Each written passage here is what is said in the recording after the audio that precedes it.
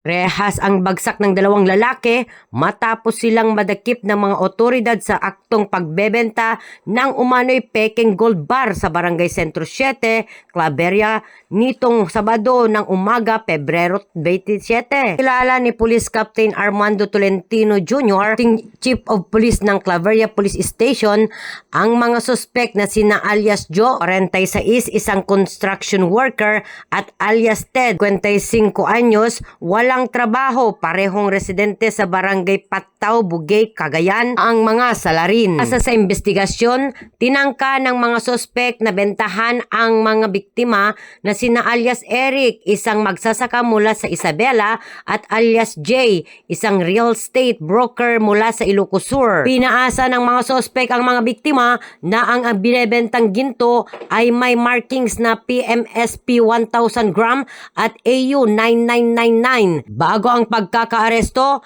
nakapagpadala na ang mga biktima ng paunang bayad na 53,000 sa pamamagitan ng GCash noong Pebrero 25 at 26. Gayunman, nang suriin ng mga biktima ang ginto, nadiskubre nilang peke ito at kaya naman agad silang humingi ng saklolo sa pulisya. Bandang alas 9 ng umaga nang isinagawa ang police response na humantong sa pagkakadakip ni na alias Joe at alias Ted. Nakumpiska mula sa kanila ang mga sumusunod: isang pekeng gold bar na nasa loob ng puting bag na may Chinese characters, dalawang tunay na 500 bill mark money, isang Samsung A70 at isang iPhone 13 na ginamit umano sa transaksyon, dalawang ID ng mga suspect. Lumabas sa follow-up investigasyon na hindi ito ang unang beses na nasangkot ang mga suspect sa ganitong krimen. May mga ulat din mula sa lalawigan ng Isabela na nagtuturo sa dalawa sa mga katulad na insidente ng fake gold transaction.